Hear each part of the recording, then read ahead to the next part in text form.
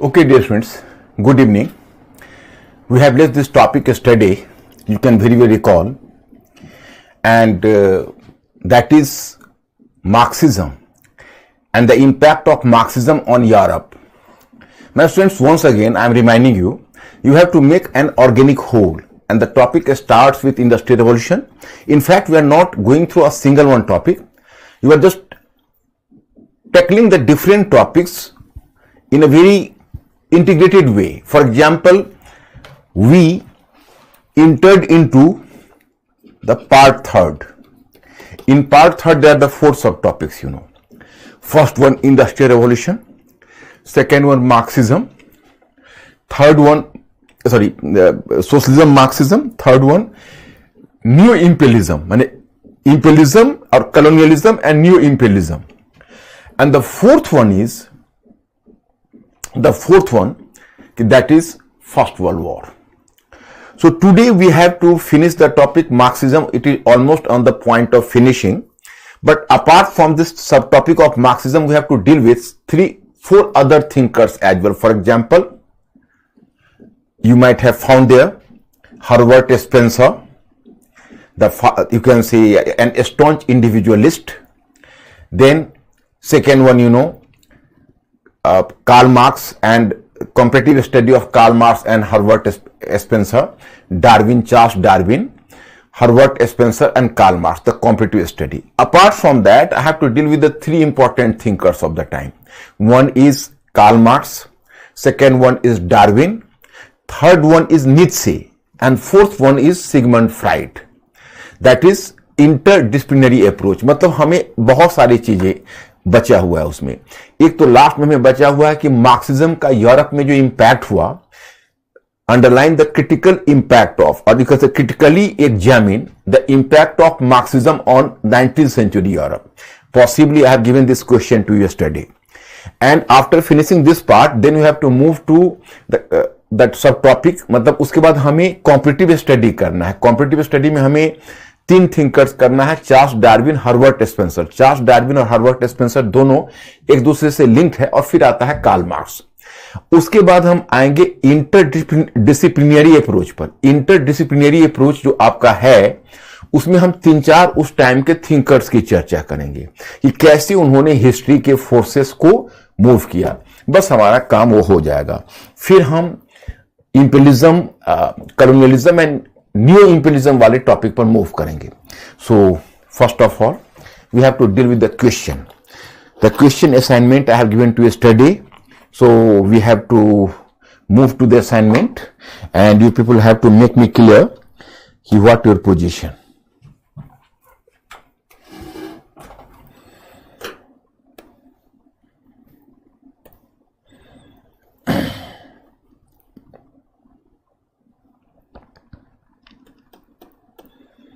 What is question, Mr. Ankur?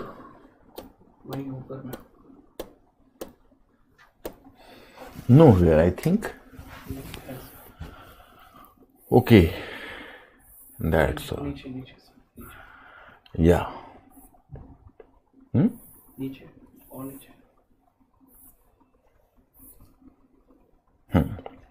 Critically examine.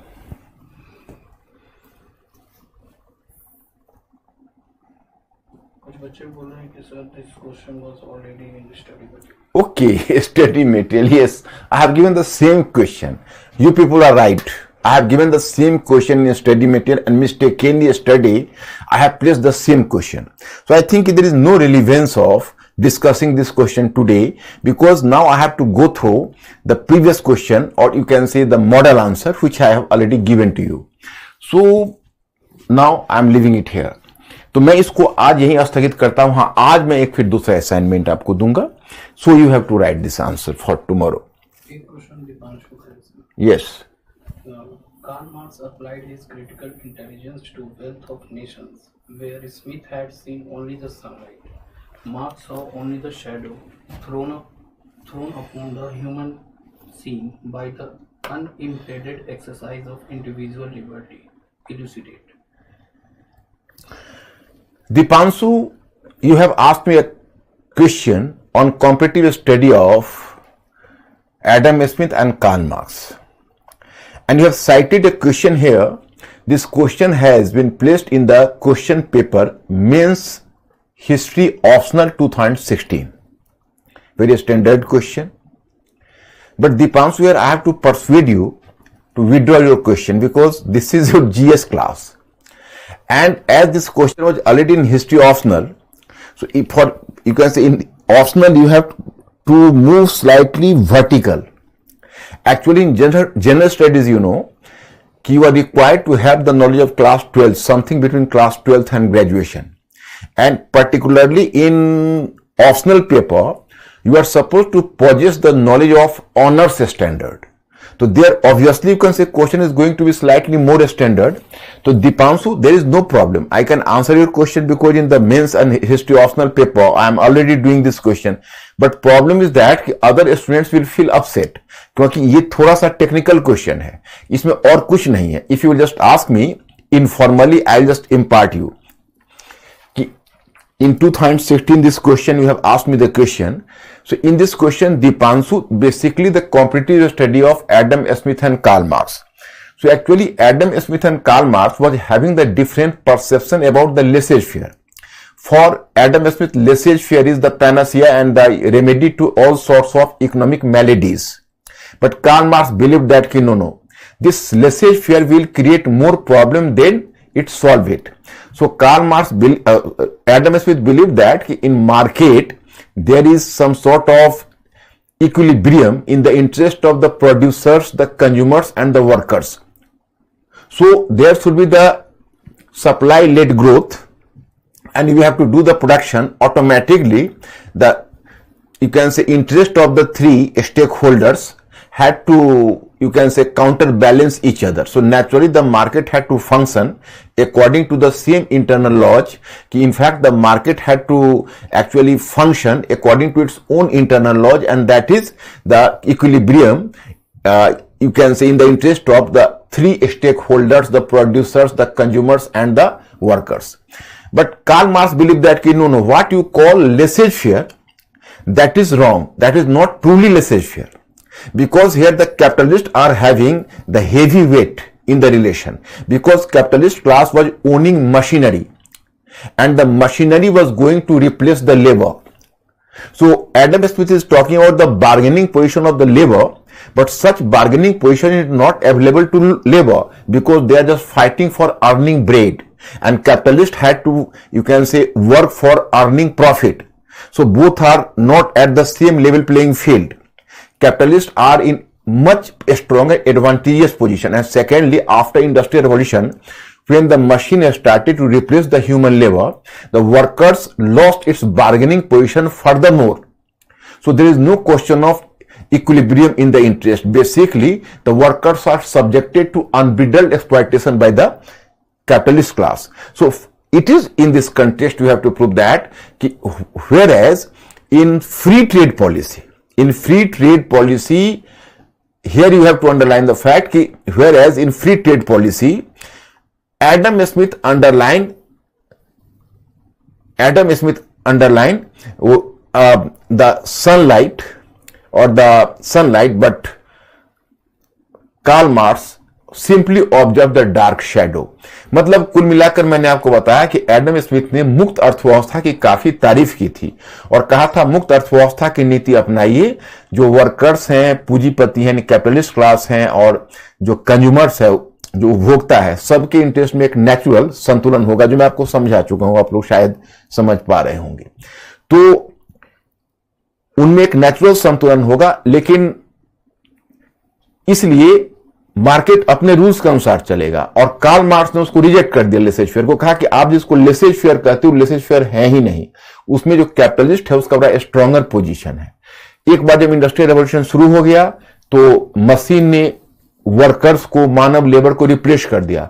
तो वो जो एडम स्मिथ बोलता है कि वर्कर्स और कैपिटलिस्ट के बीच एक नेचुरल संतुलन होगा उनके इंटरेस्ट में, और क्योंकि दोनों के इंटरेस्ट में बैलेंस होगा, क्योंकि वर्कर्स के पास भी बार्गेनिंग पोजीशन है. अगर कैपिटलिस्ट उनके साथ गलत करेंगे, उनको अगर अधिक सैलरी और उचित सैलरी नहीं देंगे तो काम पर नहीं आएंगे, इनका काम हैम्पर होगा.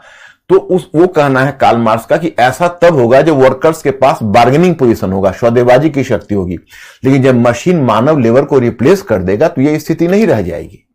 तो वहीं पर ये क्वेश्चन में पूछा कि जहां लेसेज फेयर में एडम स्मिथ ने सूर्य का प्रकाश देखा था, वहीं कार्ल मार्क्स ने काली छाया देखी। यही इस क्वेश्चन का एसेंस था बेसिकली। लेकिन ये ऑप्शनल का क्वेश्चन है, 2016 में पूछा है, और तो ये मैंने जानबूझ के आप लोगों को नहीं दिया क्योंकि ऑप्शनल के क्वेश्चन का नेचर और जीएस के क्वेश्चन के नेचर अलग अलग होते हैं। But you will find here some 20% common questions in optional paper and GS paper, and in optional paper also which of the question is for, you can say, equally important for GS part as well. I am always quoting such a I always citing such a question. तो आगे बढ़े। और mister अंकुर, कोई problem?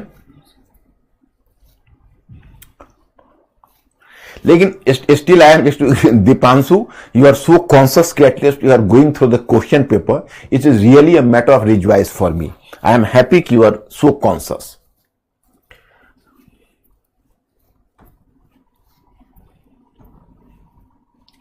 अब did marxism turn to be complete failure in studies class? We have made this point clear कि no, it was not a complete failure, it simply transform the character is a very objectionable term. At least it transformed the behavior of capitalism. Now, at least capitalist class will pretend to be sympathizer of workers. The capitalist state, or you can say the bourgeoisie state, had to organize the welfare works for labor. Under the pressure of Marxist revolution, the bourgeoisie governments all over Europe adopted the welfare measures. They just, you can say, they started to provide the better salary to workers, and they also, even regulated the, you can say, working hour for women, children, and even adult workers, you can say. Furthermore, all the states and the government pretended to be socialist in their, you can say, complexion. So they introduced a new constitution. In this constitution, they extended the franchise among the working class. मतलब कि उनमें मताधिकार का विस्तार किया. And in most of the constitutions, they adopted the objective of socialist republic. They consciously adopted the title of socialist republic.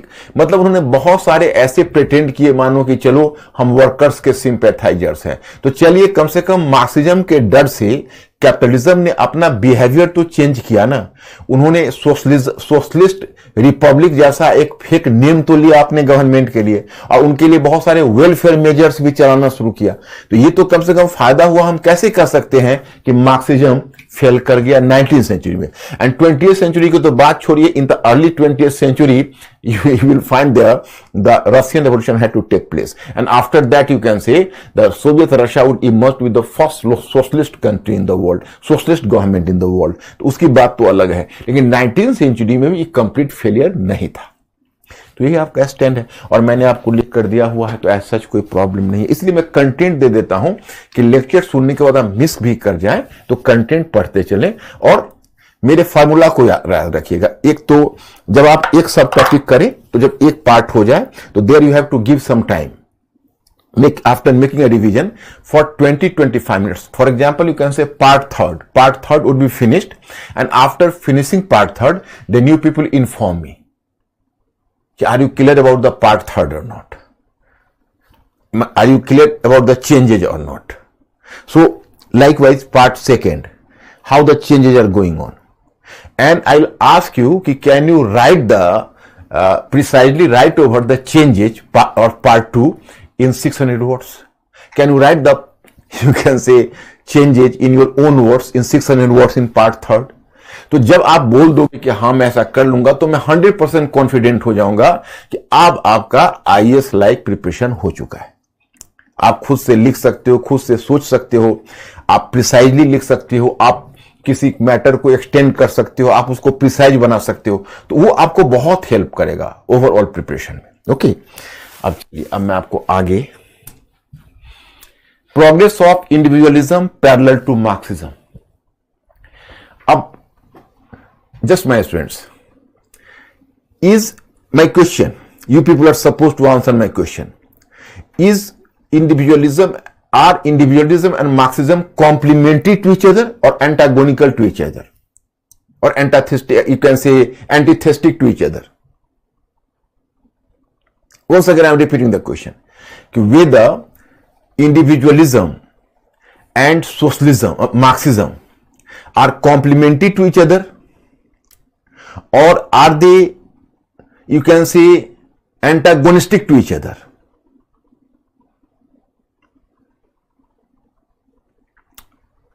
Please make a response to my question.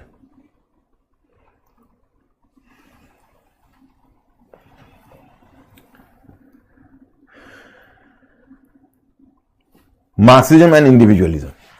Mr. Ankur, you will inform me.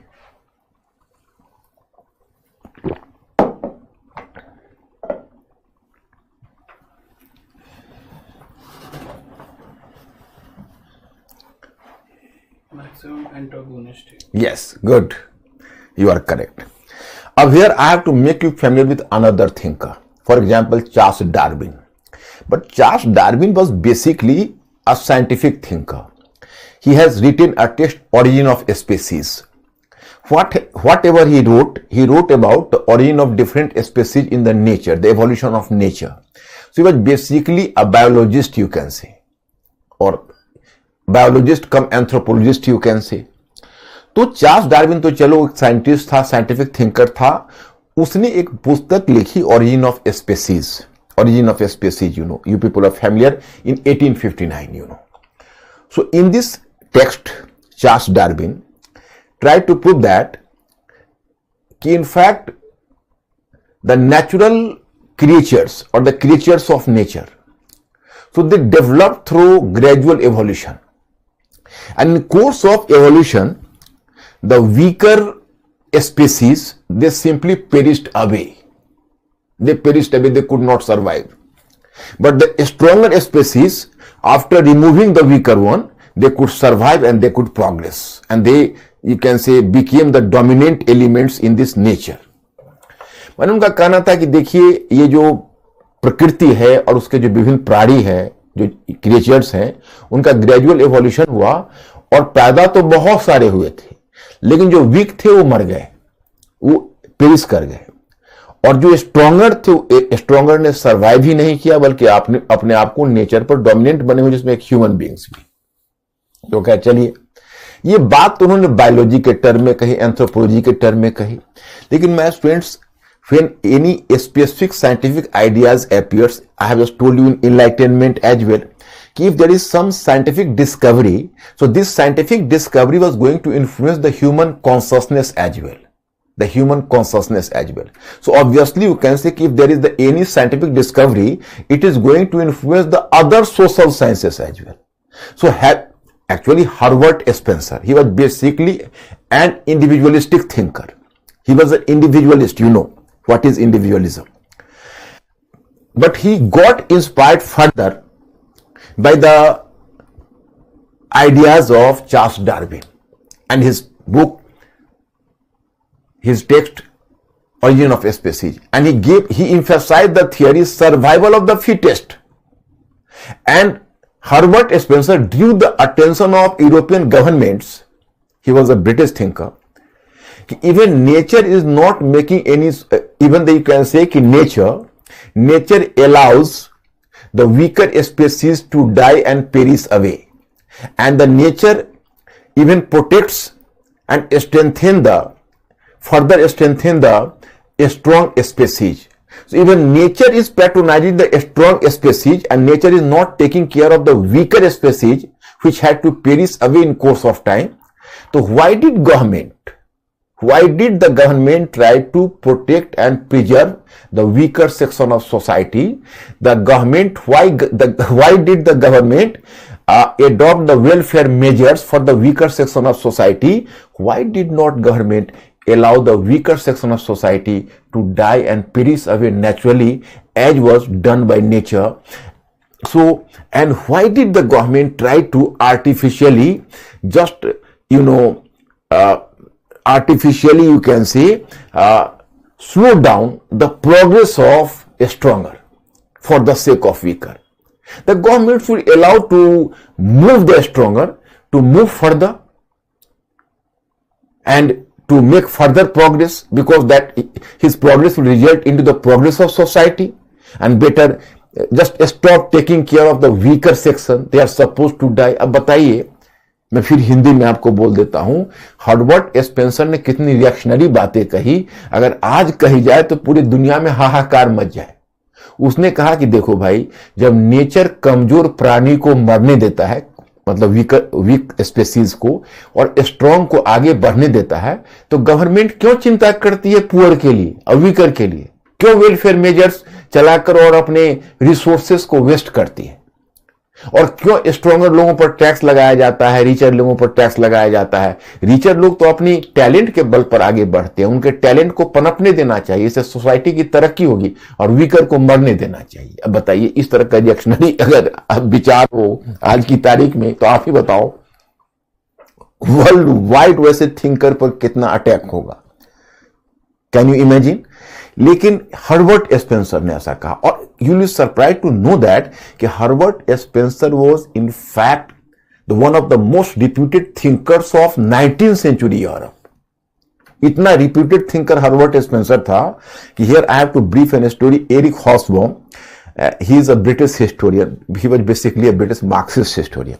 He died in 2012 and he survived for 95 years, and he just wrote a number of masterpieces, you can say. मतलब historian में Eric Hobsbawm को याद किया जाता है, इतने बड़ा historian था। खैर, anyway, I have just gone through his book because I have 4 to 5 books of Eric Hobsbawm I myself has gone through. So one of the book, Marxism, How to Change the World, he wrote in 2011. तो I have gone through this book. In 2011 भी आपके लिए बहुत पुराना हुआ। तो उसमें उसने एक बात कही, उसने कहा कि देखिए, जो हर्बर्ट स्पेंसर है वो भी ब्रिटिश थिंकर था, और कार्ल मार्क्स भी ब्रिटेन में ही अधिक समय रहा, और कार्ल मार्क्स का डेथ भी लंदन में हुआ, और हर्बर्ट स्पेंसर का।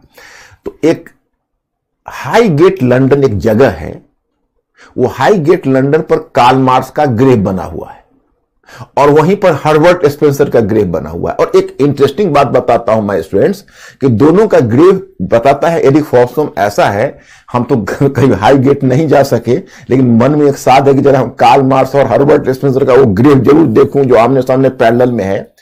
उसने कहा कि basically Karl Marx, the grave of Karl Marx is here and Herbert Spencer, तो दोनों आमने सामने फ्रंट में ग्रेव है। Till Russian Revolution didn't take place, so Karl Marx was not taken much seriously at that time in Britain, you know.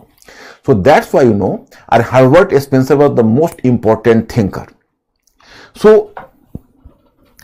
there was a different type of scene. Actually, the people were thronging at the grave of Herbert Spencer while taking the flower garland, and you can say the grave of Herbert Spencer was fully garlanded.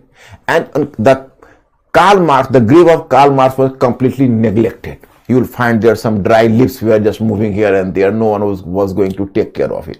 मतलब जो Karl Marx का जो grave है वो बेचारा टकटकी लगा के बैठा हुआ, हर्बर्ट स्पेंसर का जो ग्रेव यार्ड है वो चारों तरफ एकदम फूल मालाओं से भरा हुआ है। और जब अर्ली 20th सेंचुरी में रशियन रेवोल्यूशन हुआ, तो मिड 20th सेंचुरी तक आकर आप अगर हाई चेस्ट लंदन में जाओगे तो आपको पता भी नहीं चलेगा यहां कोई हर्बर्ट स्पेंसर भी था। हर्बर्ट स्पेंसर का जो ग्रेव है, that is giving a deserted look, and the grave of Karl Marx became the pilgrimage centre of the socialist thinkers all over the world. They were thronging at the grave of Karl Marx. तो my friends, इससे क्या सबक मिलता है? मरने के बाद भी इंसान की हैसियत बदलती है, जिंदा में नहीं बदलती है, मरने के बाद भी बदल जाती है। क्योंकि अब जब रशियन रेवोल्यूशन हुआ, अगर फ्रेंच रेवोल्यूशन नहीं होता तो रूसो गुमनाम मर जाता, रशियन रेवोल्यूशन नहीं होता तो कार्ल मार्क्स गुमनाम तो नहीं मरता, लेकिन एक बड़ा ही माइनर थिंकर के रूप में इतिहास में अपनी जगह बना के रखता। So my student, this point is clear. अब I am just carrying you to other experiment, and that is inter disciplinary approach. नहीं, पहले तो क्वेश्चन आपको कर दो। Marxism Marxian communism is primarily the offspring of German Hegelianism and French socialism. Comment. ये UPSC में optional में 2002 में पूछा था, but in optional. But what I have told you earlier, कि at least I can take 20% question from optional paper, equally important for general studies. So this question is having the equal value for general studies as well. But this is not applicable to all the optionals, you can say. All the questions in optional, because normally in optional question you will find the more vertical dive, and in GS question you find here the more horizontal expansion. So this question is equally important for that. So that's why I have given you the model answer. अब Marxism and communism, so you people have to go through it. I think no problem. If you need any help from me, yes, no, sir, you have to do the paraphrasing, I will do that. Otherwise not, because you will go through it and that is clear, and I have made you clear. क्या अंकुर बताने की जरूरत है क्या?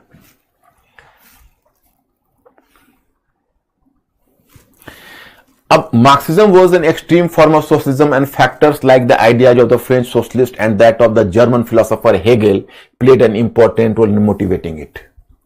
Role of French socialists like Saint-Simon, Charles Fourier and Louis Blanc inspired Marx in the following ways. First of all, the French socialists exposed the exploitative nature of industrialization. Two, it was the French socialists who for the first time demanded that the benefits of industrialization should go to making class also. And third, they appealed to the government to take concrete steps to protect the interest of the workers.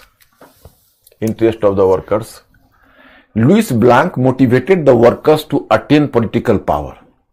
Yet Hegel's contribution to Marxism is far greater. The above mentioned socialist, अब ये आप लोग पढ़ लेना, इसमें कोई दिक्कत नहीं. अब critically examine the impact of Marxism on 19th century Europe. It means you have to write over the positive impact and limitations both at the same time. So this is important. In the 19th century, Karl Marx not only made a fierce ideological attack on capitalism, but also presented a complete framework for the working class movement. It is a matter of fact that he was partially successful in this objective. That is your thesis, partially successful. Steps put forward by Marx. Point 1. He presented the framework of proletarian revolution while attacking the capitalist mode of production. He formed the Working Men's Association to organize the workers of Britain. And third, he tried to bring the consciousness about revolution among the workers by forming the Socialist International in 1864. The steps were taken by Karl Marx for promoting Marxist revolution. Impact. Workers' activities increased in countries like Britain, France, Germany, etc. For example, the Paris Commune in 1871, the progress of the Social Democratic Party in Germany, and the formation of the Labour Party in Britain. These are the impact, the positive impact. Although it is true that nowhere this socialist revolution could take place or become successful, but it is equally true that it was the fear of Marxism that changed the behavior of bourgeoisie government of Western Europe. Now the capitalist government took a welfare character and almost all the nations adopted universal suffrage. Despite its partial success, Marxism remained the biggest threat to capitalist world for nearly 150 years. So that is अब interdisciplinary approach. Here I have to inform you. देखो, in 19th century, I have to deal with here the four thinkers. 19th to early 20th. Why early 20th? At least one thinker is from early 20th century. You might have heard about Sigmund Freud. My students, just inform me, do you know the name of Sigmund Freud and his contribution in, his contribution in the world? Sigmund Freud. Have you heard the name of Sigmund Freud? Mr. Ankur asked my students, do they know the name of Sigmund Freud?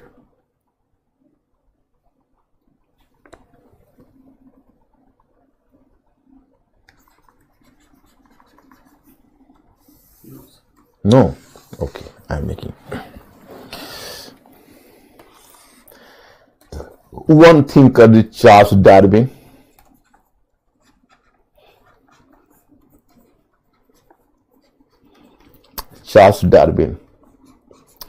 Second one thinker was Karl Marx.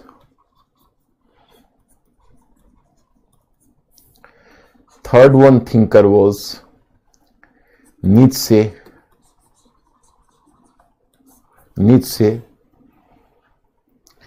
and fourth one thinker was Sigmund Freud.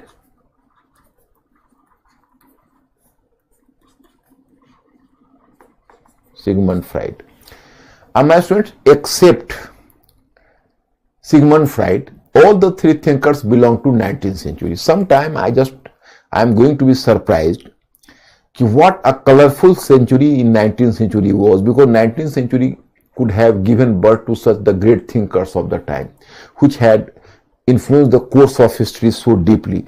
Sigmund Freud, he was born in the end of 19th century, but he became active in early 20th century. But take all the four thinkers as the contemporary thinkers.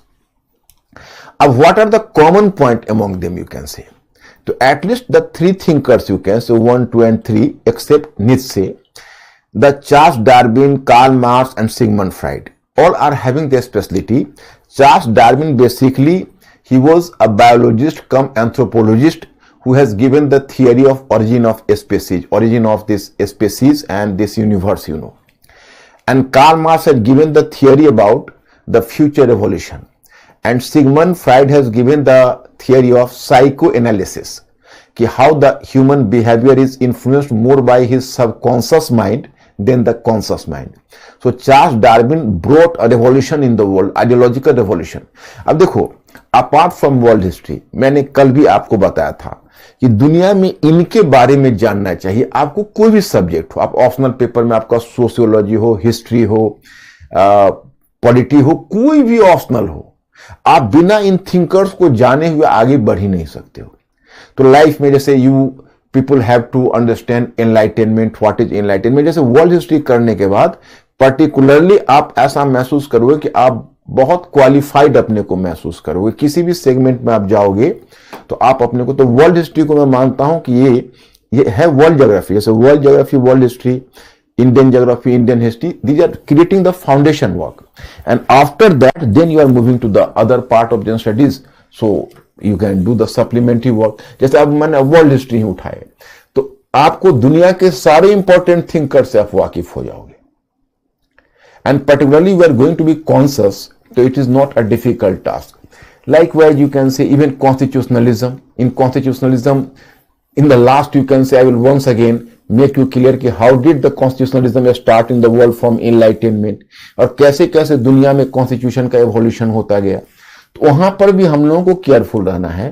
केवल जब हर एक period हम cover करते तो आपको पीछे वाले period से उसको लिंक करते हुए चलना है, और पीछे वाले पीरियड को आपको इग्नोर नहीं करना है। यही दो बातों का ध्यान रखना है। याद रहे, अकेला हमें नहीं पढ़ना है। We have to go through an integrated approach so that we have to become a thinking creature, बस। तो इसमें क्या है, जैसे अब चार्ल्स डार्विन है, तो इन तीनों में कॉमन पॉइंट क्या है कि तीनों ने साइंटिफिक मेथड अपनाया। तीनों, चार्ल्स डार्विन ने भी, कार्ल मार्क्स ने भी एंड सिगमंड फ्राइड ने। साइंटिफिक मेथड क्या है, आई हैव टू मेक। देखो, you will be surprised to know that कि before the advent of Charles Darwin, there was a lot of confusion about the origin of species. You will be surprised to know that कि before 1859, the Christian thinkers used to emphasize that कि this universe has been born nearly 4,000 years back, 4,000 years back, and it was given birth by God. So can you imagine that in 1859 when Charles Darwin, he composed his famous text Origin of Species, so it brought some sort of ideological revolution. It shaken the, you can say, Christian world. So in one sense it became the, actually Origin of Species was in one sense genesis of secular ideas. And Charles Darwin, on basis of scientific principles, proved that no, in this way this origin evolved naturally through scientific rules and on basis of scientific method, or no outside force including God is having any say or intervention in that. So he basically shook the human mind, and it became some sort of a great ideological revolution. Karl Marx. Karl Marx tried to apply the same scientific theory in economic relations and tried to prove that as industrialization means the exploitation of workers by capitalists, so it will definitely create a wider class consciousness among workers and the workers would move on the path of revolution. मतलब Charles Darwin ने कहा कि देखिए भाई, ये दुनिया को ईश्वर ने नहीं बना,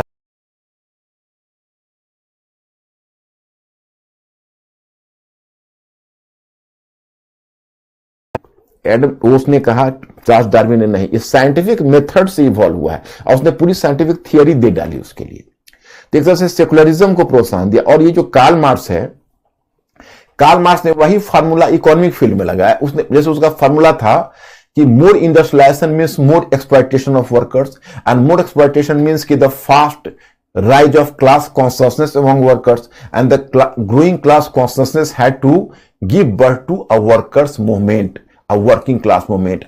It will give birth to the workers revolt against the capitalist and direct action.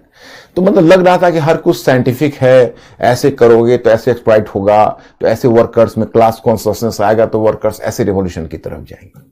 और जो सिगमंड फ्राइड है, he tried to apply the scientific theory in human thinking. जैसे इसने तो, सिगमंड फ्राइड ने तो एक तरह से समझो, आर मेंटली अलर्ट, हमारी पूरी जिंदगी की सोच को ही बदल दिया। पहले माना जाता था कि ये इंसान अच्छा है और ये इंसान बुरा है, अच्छे बुरे को दो चौखट में बांट कर देखा जाता था, ये राम है और ये रावण है। और इसने सिद्ध किया कि नहीं, everybody is having Ram in himself and even Ravana in himself. It depends upon कि whose quantity is going to influence more your character. मतलब हम सबके अंदर एक एनिमल भी है और हमारे में गुड इंस्टिंक्ट भी है, बैड इंस्टिंक्ट भी है। अब कौन सा इंस्टिंक्ट किसको ओवर पावर कर रहा है वो डिपेंड करता है। दूसरी बात है कि हम अपने कॉन्शियस बिहेवियर, मतलब अपने जो कॉन्शियस थिंकिंग है, उससे हमारा 25% बिहेवियर प्रभावित होता है और 50% जो बिहेवियर है वो सबकॉन्शियस थिंकिंग से प्रभावित होता है। तो हो सकता है कि आप कॉन्शियस में आप बहुत ब्रेव बन रहे हो, लेकिन सबकॉन्शियस में कवार्डिस आइडिया जा रहा है तो आपको कवार्डिस बना देगा। तो इसने एक तरह से पूरी धारणा को ही बदल दी। जो लगता था कि भाई मैं यह हूं, मैं वो हूं, वो मैं की फीलिंग को इसने बड़ा वीक कर दिया। इसने कहा कि भाई आप कुछ भी हो, you are subjected to scientific rules. आप एक साइकोलॉजिकल डिटर्मिनिज्म के शिकार हो। आपके अंदर तीन प्रकार की फीलिंग है, यानी ईगो है, फियर है एंड सेक्स है। और ईगो, फियर और सेक्स ये आपके पूरे कैरेक्टर को बैलेंस करता है। तो ये तो पूरे सिगमंड फ्राइड ने हमारे कॉन्शियसनेस को बदल दिया। एंड नीत्शे कौन है?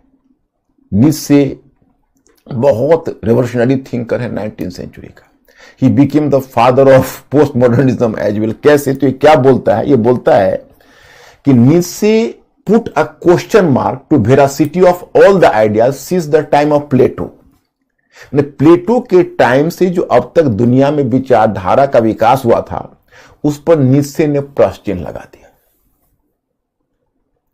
उसने कहा ना तो कोई अकेला ट्रूथ है, कोई एक ट्रूथ है, और ना ट्रूथ की तरफ जाने वाला कोई एक रास्ता है जो पोस्ट मॉडर्निज्म कहता है। जैसे earlier you can say enlightenment was making a claim और the earlier thinkers were making the claim कि there is a definite truth and there is a definite route to reach the truth. हालांकि उनके लिए definite root का अलग अलग मतलब था। अब कोई रिलीजियस लीडर के लिए था रिलीजन वो रूट है, किसी फिलोसोफर को था फिलोसफी वो रूट है, किसी साइंटिस्ट को था कि साइंस एंड टेक्नोलॉजी वो रूट है। लेकिन इसने कहा कि ना तो कोई एक ट्रूथ है, ट्रूथ भी अलग अलग हो सकते हैं, और ना ही ट्रूथ की ओर पहुंचने के लिए कोई एक रास्ता है, कोई एक मार्ग है। There is not a single route going to the truth. और यही नीत्शे ने घोषित किया कि भगवान मर गया, God has died and we all have killed the God. मतलब इतना बड़ा नास्तिक था, एथिस्ट, किसने तो डिक्लेयर कर दिया कि गॉड मर गया। तो ये 19th सेंचुरी का बड़ा अजीब थिंकर है। So your work is over now my students, and up to marxism I have finished the work. And any confusion और if you will permit I have to move further.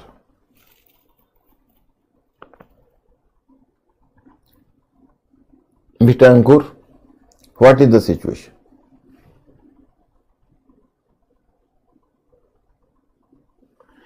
क्या मैं students permit कर रहे हो आगे बढ़ने का या any confusion? I am just waiting for your note, waiting for your you can से एडवाइस. क्लियर? ओके, अब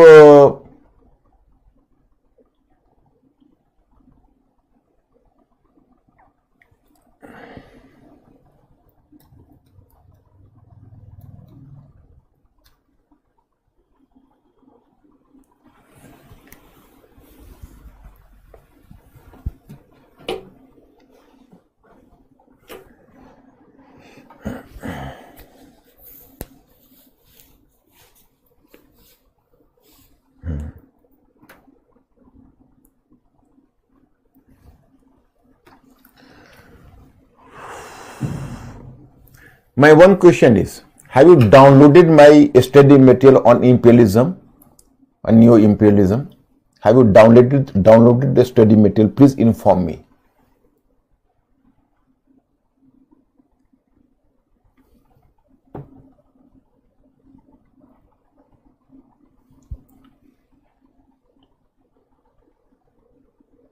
Please inform me. Have you downloaded? Have they downloaded? Yes. Mr. Ankur, up to 12 o'clock, have you sent the study material to my students? Yes. And have you sent them the message? Yes. Okay. So you people might have downloaded now. Firstly, I am giving a homework, otherwise I will forget on this socialism and Marxism.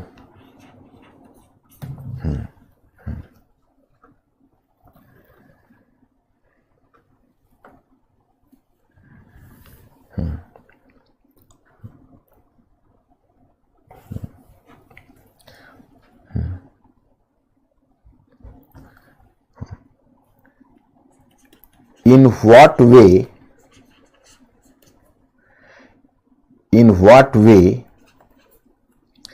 did Karl Marx differ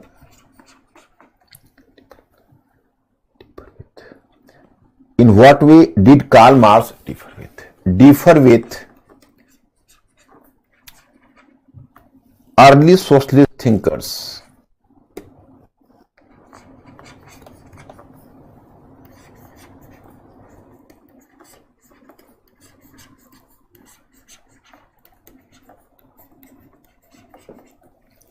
In what way did Karl Marx differ with early socialist thinkers?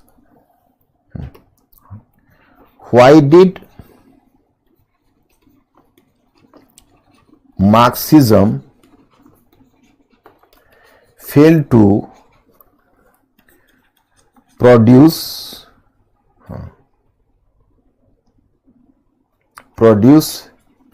a major change, produce a revolution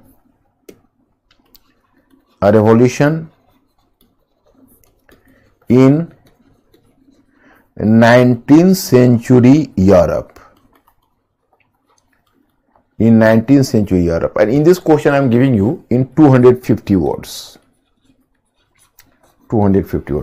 In what way did Karl Marx differ with early socialist thinkers, and why did Marxism fail to produce a revolution in 19th century Europe? 250 words. Okay. Yes. Ask. Be fast. Another question: what is the common between three of them and Nietzsche? What is the Common between three of them and Nietzsche? In Nietzsche and all the three other scholars I have told you. In three other scholars I have just highlighted the common point कि all adopted the scientific method in their analysis. And in case of Nietzsche, you can say कि Nietzsche was why I have quoted the name of Nietzsche as well, because Nietzsche was the very influential thinker of 19th century. Just like you can say not equally like Karl Marx, but even he was a very important thinker. And Nietzsche basically is in one sense he became the father of existential theory. खैर existential theory क्या था उस पर मैं आपको नहीं ले जाऊंगा. नीत्शे को मैंने इसलिए काउंट किया कि नीत्शे बेसिकली उसने भी सेकुलरिज्म को, जैसे चार्ल्स डार्विन ने सेकुलरिज्म को प्रमोट किया, कार्ल मार्क्स कंप्लीटली सेकुलरिज्म को, गॉड और रिलीजन को नहीं मानता था, और सिगमंड फ्राइड भी नहीं मानता था, नीत्शे भी नहीं मानता था. तो ये जो फोर जो थिंकर्स थे सभी एथिस्ट थे. तो this is the point. Rahul पूछ रहे sir, marks also talked about single class and state, then why he is antagonist from individualism? Who? Rahul. Rahul do not understand individualism. Actually, if Rahul's question is, first of all, let me make this question common to other students as well, so that they should not think themselves to be, you can say, alone and deserted. In fact, Rahul has, one of your colleagues have just asked a question कि Karl Marx has also talked in terms of a single class and a single state.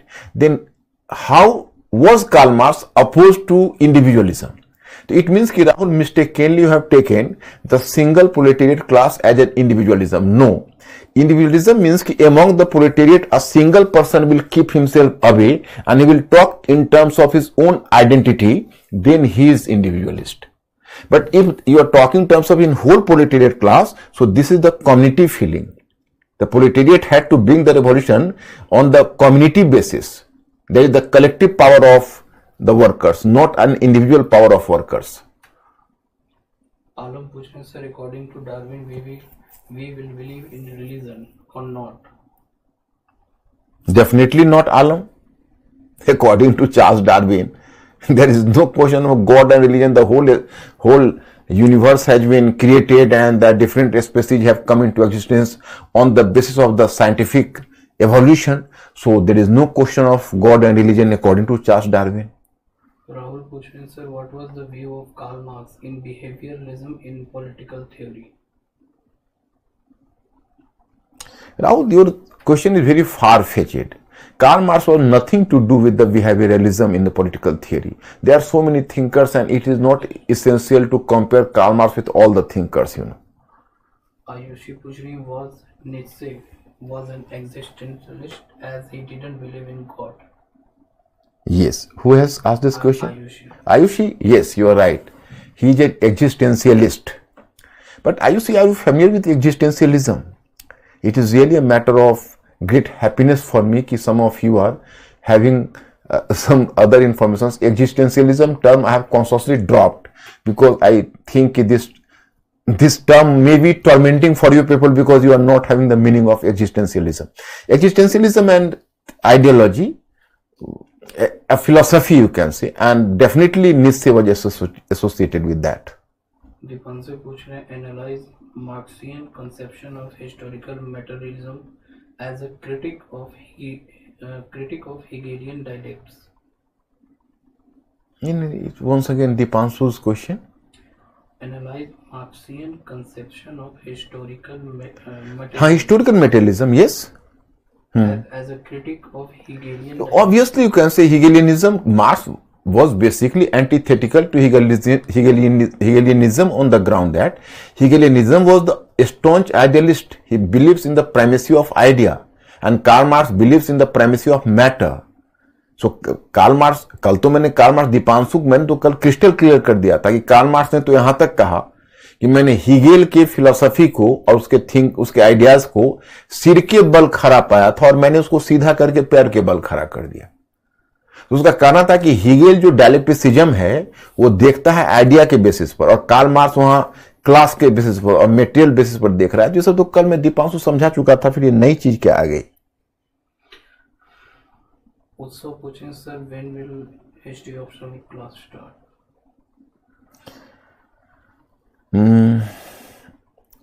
That is in my own, you can say, platform. I am not here, and Mr. Ankur will inform you, I think. Okay, sir. Any question? एक है आफ्ताब का, what's role Louis Blanc about socialism?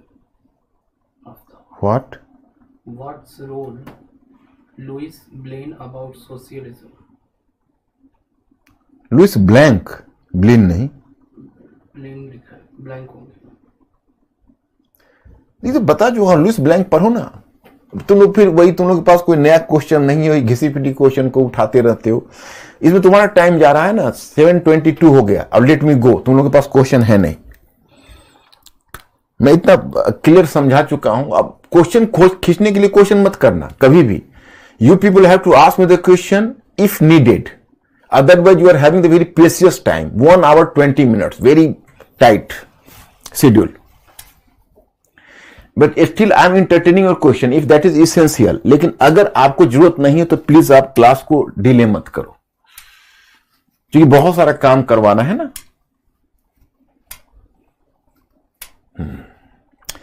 Part third में अब आ गए, part third और sub part third, both is third, and this new imperialism and 19th century। अब new imperialism और you can find the term new imperialism, both are the same, both are the same. Relation between colonialism and imperialism, difference between colonialism and imperialism, factors contributing to neo-imperialism, and here you can see simply diagram, that is the mind map. Industrial revolution, a sense of national glory, a scramble for Africa, social imperialism, extension of European diplomacy, expansion of imperialism in Asia, and social Darwinism. I will discuss all the factors in details, no problem at all. तो ये सब आपको मैंने यहां पर बताया हुआ है कि ये सब फैक्टर्स हैं, और आगे हम डिस्कस करेंगे differences in the nature of exploitation between old imperialism and new imperialism. अब old imperialism and new imperialism क्या है? How did new imperialism encourage globalisation in 19th century? Differences between European imperialism and American new imperialism, ये भी एक interesting चीज है। अब देखो, ये दोनों का फादर इंडस्ट्रियल रेवोल्यूशन है। यहां से तुम लोग को दिख रहा होगा या नहीं? एक्चुअली देखो, इंडस्ट्रियल रेवोल्यूशन हुआ तो exploitation of workers by capitalist started, you know. So in the left side you will come to know कि industrial revolution could give birth to class conflict, and class conflict led to the extreme socialism, and this extreme socialism was Marxism. And the second one is the need for market and raw materials, because once the industrial revolution started, it means that now capitalists had to search the source of raw materials, new source of raw materials, because there was a demand of raw materials on massive scale. मतलब कि आपका अगर औद्योगिकरण शुरू हुआ तो आपको कच्चे माल जो उद्योगों में यूज करेंगे, जैसे कपास है, रेशम है और बाकी चीजें, जूट है, तो वो सब आपको बड़ी मात्रा में चाहिए। इवन कोल चाहिए, बहुत सारे इस तरह के प्रोडक्ट चाहिए। और सेकेंड वन कि you need a wider market, because your domestic market could not absorb all the industrial products, so you need new market for your products, you can say spreading to the new market as well. तो तुमको नए market भी चाहिए, तो नए market के रूप में इंपीरियलिज्म आता है। तो ये जो इंडस्ट्रियल रेवोल्यूशन है वही मार्क्सिज्म की जड़ में भी है और वही उसके रूट में इंपीरियलिज्म के रूट में भी है। अब रिलेशन बिटवीन कॉलोनियलिज्म, अब देखो, suppose there are the two terms, one term is colonialism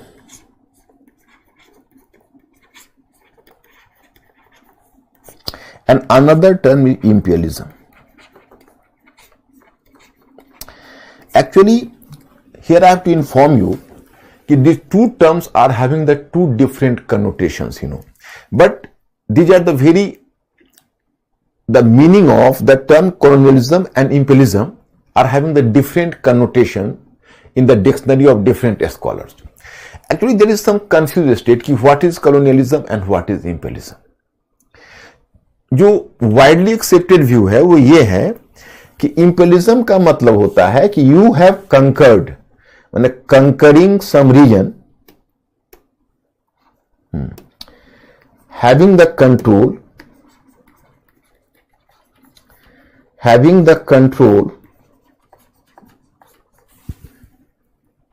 control over some region through conquering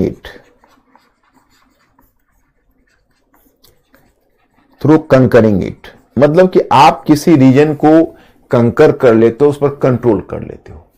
ये जो है ये इंपेलिज्म कहलाता है। मतलब imperialism is having a physical appearance, it is a concrete thing. मतलब you have conquered some region and started to rule in the region, तो वो हुआ colonialism, सॉरी इंपेलिज्म। एंड colonialism के बारे में कहता है, जैसे एडवर्ड सईद एक स्कॉलर है, वो कहता है कि ये है कि आपके मन में जो ऑब्जेक्टिव बिहाइंड दिस, जो ऑब्जेक्टिव और feeling behind this control is colonialism. जैसे आपने इस रीजन को जीता और उस रीजन पर आपने कंट्रोल किया, दैट इज इंपेलिज्म। बट उस रीजन पर जब आप कंट्रोल आपने किया, तो after conquering and controlling this region you have developed some feeling objective. What is the objective? क्योंकि अगर आप जानते हो कि अगर बूचर भी बकरे को काटता है तो उसके पीछे कोई उद्देश्य होता है। तो अब some country has conquered some other country and just put the control over that, तो that is imperialism, जो उसका फिजिकल अपीयरेंस है। लेकिन किस लिए उसने किया है, उसके पीछे ऑब्जेक्टिव या फीलिंग क्या है, वो कॉलोनियलिज्म है। तो ऑब्वियसली है कि वेलफेयर के लिए उसने नहीं जीता है, कॉन्क्वेस्ट तो वेलफेयर के लिए किया नहीं, उसका कोई उद्देश्य उसका प्रमोशन करना या पब्लिक की भलाई तो है नहीं। तो उसने जीता है उसको लूटने के लिए, उसके रिसोर्सेस को खींचने के लिए। Actually, the region has been conquered with the objective of exploiting unbridled exploitation of its resources. So that is objective behind the exploitation of the resources is colonialism. तो जो फीलिंग है वो colonialism है और जो फिजिकल फॉर्म है वो imperialism है। एक वाइडली एक्सेप्टेड व्यू वही है। वैसे मैं आपको बता दूं कि कई बार क्या होता है कि इन दोनों टर्म का यूज सिनोनिम के रूप में भी हो जाता है। They came to be use just like a synonymous, कि कॉलोनियलिज्म भी हम यूज कर लेते हैं, इंपेलिज्म भी यूज कर लेते हैं। लेकिन इंपेलिज्म का मतलब मेनली वही फिजिकल फॉर्म होता है, कॉलोनियलिज्म का मतलब फीलिंग होती है। अब देखिए, then further you find there the term कि difference between colonialism and new imperialism. जैसे इंपेलिज्म है ना, इसको आप बेहतर न्यू इंपेलिज्म कर दो।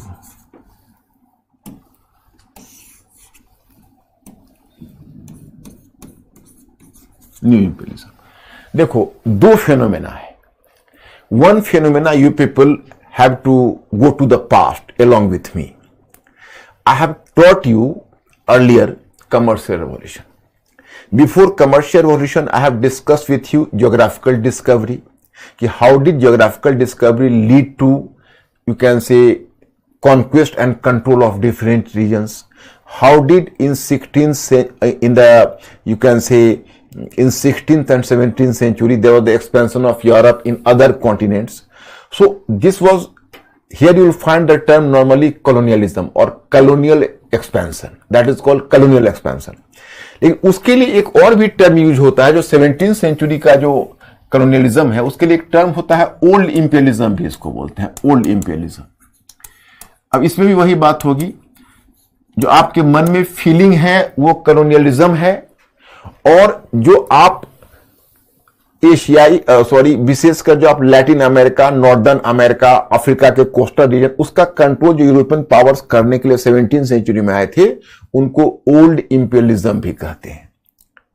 वह ओल्ड इंपेरियलिज्म, उसको ओल्ड इंपेरियलिज्म भी कहिए या कॉलोनियलिज्म भी, क्योंकि कॉलोनियलिज्म और इंपेरियलिज्म का कई बार सिनोनिम के रूप में भी यूज हो जाता है, तो कई बार उसको इंपेरियलिज्म भी बोलते हैं। So that is in 17th century. But you know कि this old imperialism or this sort of colonialism, so that declined up to the beginning of 19th century. here I have to mention about the fact कि why did they decline? So the first reason was the American War of Independence. Why? So earlier than American War of Independence, the colonial powers of the world didn't think on the option and didn't think on the condition or situation कि colony might get independence as well. They believe that no, a colony exists for the betterment of and for the you can say benefit of a metropolitan state or a mother state. मतलब उनको मानते थे कि उपनिवेश होता ही इसलिए है कि वो मातृ देश को फायदा पहुंचाए। लेकिन जब अमेरिकन कॉलोनीज आजाद हो गया ब्रिटेन का, तो दुनिया का वो पहला कॉलोनी था जो आजाद हो गया, इंडिपेंडेंट हो गया। तो अब जो कॉलोनियल पावर उनके मन में शंका हो गई। जैसे अब मान लीजिए सभी लोग अपने अपने सर्वेंट को एडवांस रकम देते हैं। अब उसमें क्या है कि कोई एक फॉरफिट करता है तो बदनामी सभी की हो जाती है। तो वही बात होती है कि यहां पर आप इस बात को मानकर चलिए कि it was not allowed colony to be independent. Colony को उस समय का प्रचलन था कि कॉलोनी को इंडिपेंडेंट होना अलाउड नहीं था। और अमेरिकन कॉलोनी जब अलाउड हो गए तो इनको कॉलोनियलिज्म पर से विश्वास उठ गया। इनको लगा कि जितने भी जो कॉलोनीज है वो सब बेसिकली रिलायबल चैप्स नहीं है। तो ये जो चीज जो आपको आई, वह चीज ने कहीं ना कहीं उनके मन में एक भय पैदा कर दिया। तो एक कॉलोनियलिज्म से तो it developed a sense of disillusionment with colony in early, because American War of Independence occurred, in 1776, and up to the end of in 1789 a new constitution, and in 1783 USA the 13 colonies got independence, and then it gave a jolt to colonial you can say ambition to European powers. Second one, I have just told you Monroe Doctrine and liberation movement in Latin American colonies of Spain. Are you recalling Simon Bolivar? I have mentioned in course of teaching you Vienna Congress and European powers. अब पता नहीं आप लोगों को याद भी है नहीं, yes or no? थोड़ा सा बोलो तो। Liberation of Latin American countries under Simon Bolivar, and how did it create a challenge for Metternich model, Metternich system, and how did Metternich and Russian monarch Tsar Alexander the First plan to dispatch an European army to suppress the movement? I have told you earlier. Are you recalling? Yes or no? Monroe Doctrine. Yes or no?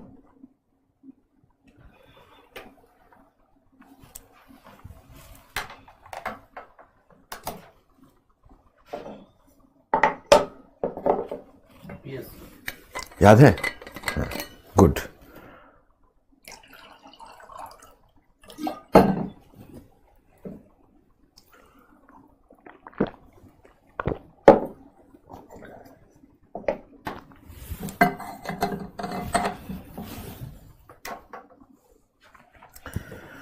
So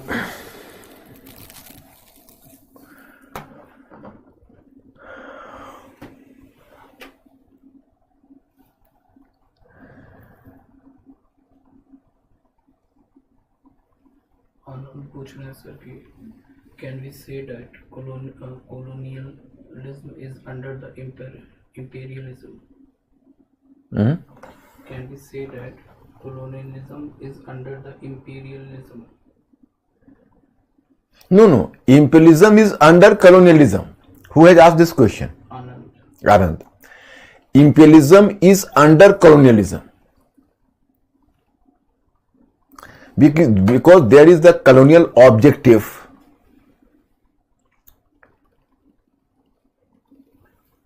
There is a colonial objective, so in fact imperialism is under colonialism.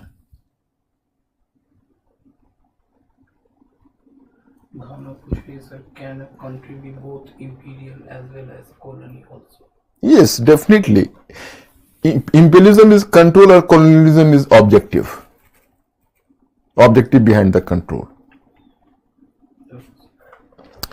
तो अब come to the point, अब आप लोगों ने divert कर दिया। मेरा point ये था कि जब 17th century 16th-17th century, once again I am returning to the point, you people have to mentally alert, थोड़ा भी दिमाग इधर उधर होगा तो आप मिस कर जाओगे। तो इन 16th और 17th सेंचुरी में जो इंपेलिज्म आया, न्यू कॉलोनियलिज्म या इंपेलिज्म आया, वो न्यू कॉलोनियलिज्म और इंपेलिज्म में आप गौर करके देखना कि बेसिकली मतलब इंपेलिज्म में old imperialism, not new colonialism, sorry, new colonialism term is wrong, colonialism और old imperialism, not new colonialism, colonialism और ओल्ड इंपेलिज्म। तो 16th-17th सेंचुरी में जो कॉलोनियलिज्म और एंड ओल्ड इंपेलिज्म है, यू कैन से, so my students point is that in this colonialism and जो new इंपेलिज्म है, so that is a very different phenomenon. So there was the expansion of European powers in America, Latin America, coastal region of Africa, even they started to colonize Asia. But in case of America, you can say it received a serious jolt up to the beginning of 19th century. What were the factors? The one factor was, because I have just mentioned about the factor, you know, this one, कि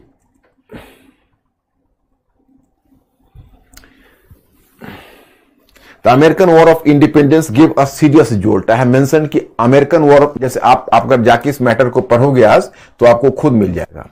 American war of independence just you can से second the confidence of the colonial power, second one कि the independence of Latin American colonies and Monroe Doctrine, and third one here you find the term कि in the meantime a liberation movement started in Latin America in 1815, you find here, and third one point is कि in fact in Britain there was the free trade movement, because there was the Adam Smith earlier has given the theory of wealth of nations in 1776, and then a free trade movement started in Britain, and that some European thinkers, like here you find the thinkers like Cobden, Richard Cobden, and even James Mill, they started to criticize basically you can say mercantilist policy, जो पहला old इंपेलिज्म था वो mercantilist policy पर था जिसमें colony पर पूरा control होना चाहिए। तो इन्होंने इनको क्रिटिसाइज करना शुरू किया। इसने कहा कि फ्री ट्रेड की पॉलिसी को अपनाइए, कॉलोनीज को फ्री कर दीजिए, सभी को फायदा है। तो उन्होंने एक तरह से ये जो थिंकर्स है उन्होंने ओल्ड कॉलोनियलिज्म और मर्केंटिलिज्म को क्रिटिसाइज किया, जिसमें आपको मैंने एडम स्मिथ का नाम भी कहा। तो this is the one factor. Second one factor is कि Monroe doctrine 1823, so that has given a serious warning to European powers की never to look towards America. तो वो मुंडो डॉक्ट्रिन हुआ, और उसके बाद क्या है कि तो इस तरह से तुम देखोगे कि ये जो 4-5 फैक्टर्स है इसने एक तरह से कॉलोनीज को फ्री कर दिया, मतलब सॉरी ओल्ड कॉलोनियलिज्म को, जो ओल्ड इंपेलिज्म है उसको एक सीरियस जोल्ट दिया। तो बिगिनिंग ऑफ 19th सेंचुरी में धीरे धीरे कॉलोनियलिज्म से जो यूरोपियन पावर्स हैं उनको डिसइल्यूजनमेंट हो गया। European powers developed a sense of disillusionment with colonialism. You will be surprised to know that in 1852, in British Prime Minister Disraeli in 1852, he made a statement कि these colonies are just like a stone hanging in my neck।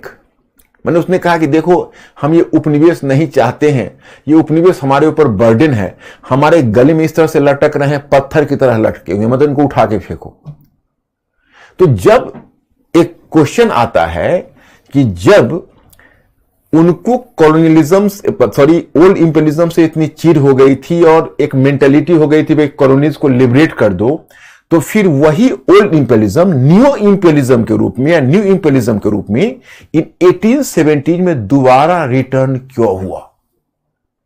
Why did colonialism और old imperialism return again in Europe in 1870s, and this new imperialism, actually new imperialism was more aggressive in its nature, and it was during this period, you can say, European powers started the vast expansion in Asia, and they almost divided whole Africa. There was a scramble for Africa started. A scramble for Africa means कि पूरे Africa को आपस में बांट लो, और Berlin European Congress में बैठकर पूरे अफ्रीका को यूरोपियन पावर्स ने बांट लिया। तो ऐसा क्यों किया? बर्लिन यूरोपियन कांग्रेस में बैठकर पूरे अफ्रीका को उन्होंने बांट लिया, ऐसा क्यों किया? What were the reason behind that? So we have to find out the reason. So that is, old imperialism means the 16th and 17th century, and new imperialism means, that is 19th century.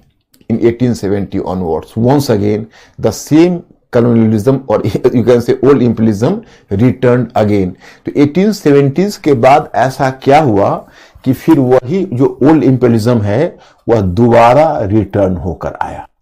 इसमें एक scholar है, उसका नाम है जे Hobson.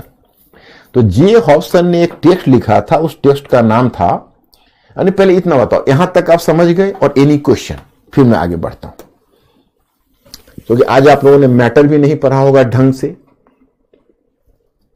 फिर भी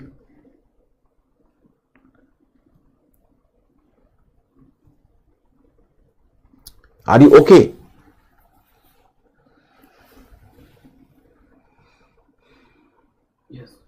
okay, अच्छा। तो अब सवाल है,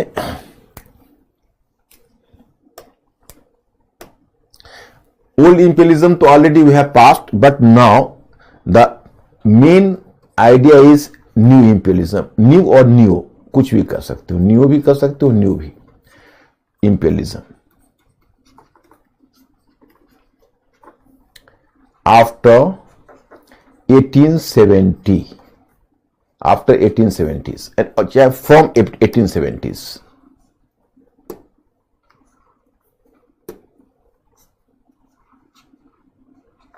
from 1870s, new imperialism from 1870s onwards, until the First World War, there was the wide expansion in Asia and Africa. So what was the reason behind that? तो J.A. हॉब्सन एक scholar है, उसने लिखा था imperialism and imperialism, imperialism को हिंदी में कहते हैं साम्राज्यवाद। Imperialism I study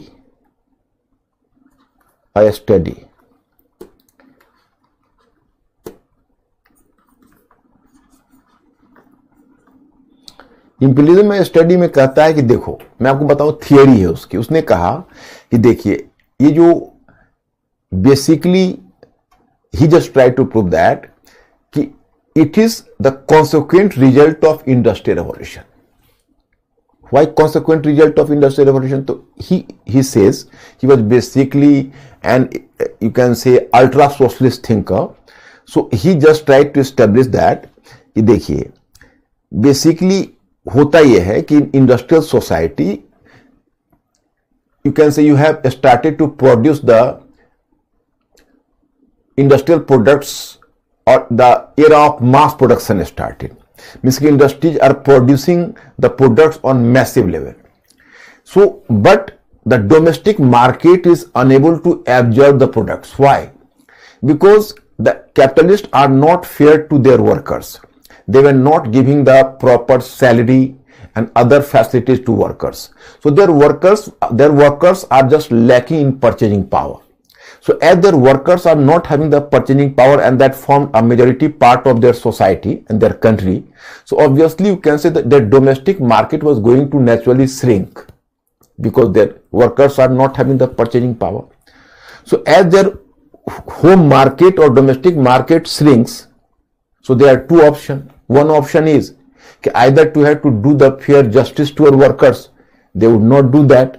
The second option is you have to make a major curtailment in production itself, so that your domestic market would absorb your products. Even for that they are not ready, because that will hamper their profit.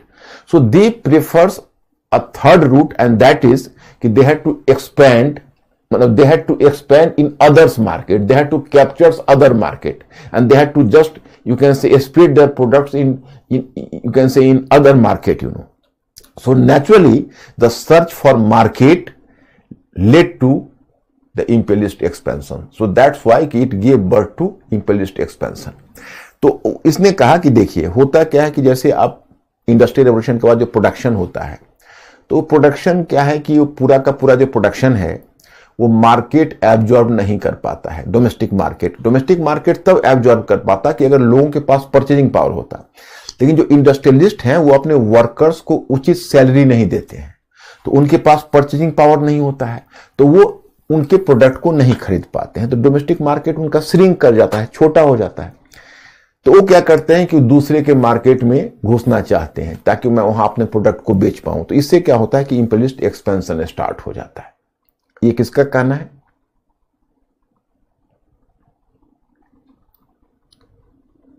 ये कहना है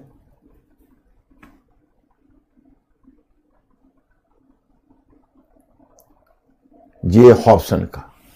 But my friends, J. Hobson has given a solution. J. Hobson has given the solution कि there is the only solution is कि now capitalist had to and the government had to do the economic redistribution.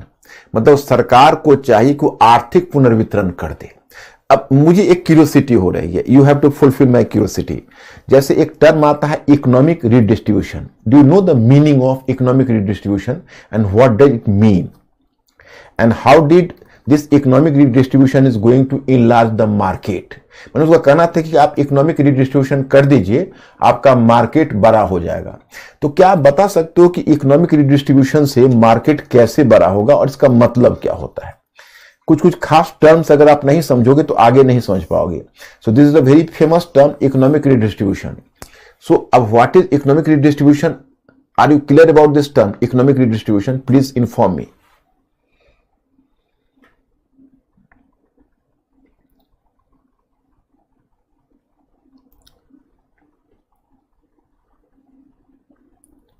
Be fast. I am having the very limited time.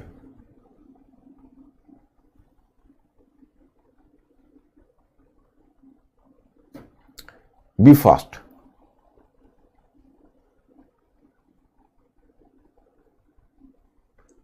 What, Mr. Ankur?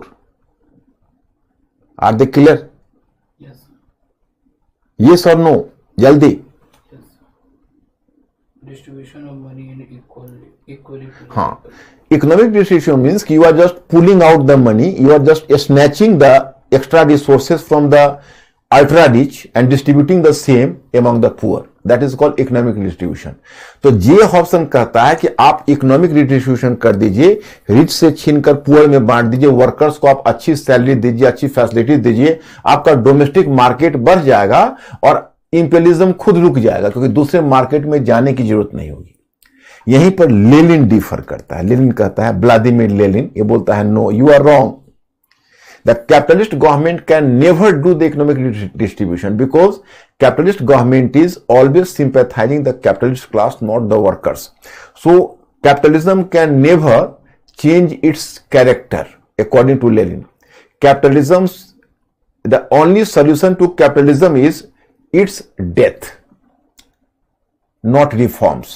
Capitalism could never do the proper reforms. The only solution to capitalism is death. तो वो अब इसके बाद Lenin इसको कैसे आगे बढ़ाता है and what were the factors there. So I have to go through the factors and you people are just supposed to go through this topic tomorrow. ये पूरे स्टडी मटेरियल को आप लोग पढ़ के आना, कल इसको हम फिनिश करेंगे। कल ज्यादा नहीं है, आप लोग पूरा पढ़ सकते हो, कल पढ़ के आना। I have to do that. Neha पूछ रही है, old imperialism for trade route but new imperialism for market, am I right? Old imperialism for trade route, no हाँ, old imperialism they were searching the products from other continent because at that time industrial revolution didn't start, Sneha, and old imperialism was based on commercial revolution and new imperialism was based on industrial revolution. So old imperialism was basically, it was expansion of different continent, and they are searching the products from different continents. They were just collecting the, you can say, finished goods and many goods from other. For example, you can say India was a supplier of cotton goods and many other products, But in industrial phase, now the colonies had to mainly work as the market and provide the raw materials, which you have just, Neha, you might have read in the modern history, 3 stages: commercial phase, industrial phase, and financial phase. So basically, old imperialism was based on commercial phase. So I'm stopping here, my friends, today. Homework अब मैंने दिया है ना कल, अभी दिया है कल, अब लोग भूल गए लगता है। अभी मैंने दिया है क्वेश्चन इंडस्ट्रियल, उस पर कार्ल मार्क्स के ऊपर।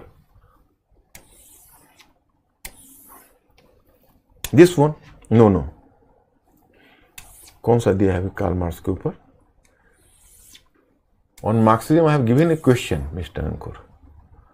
अब which one is the question? I myself didn't find. I have just asked you the question. Are you recalling?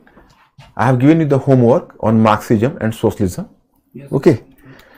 So now I will see you tomorrow. Thank you very much. Good night, my friends.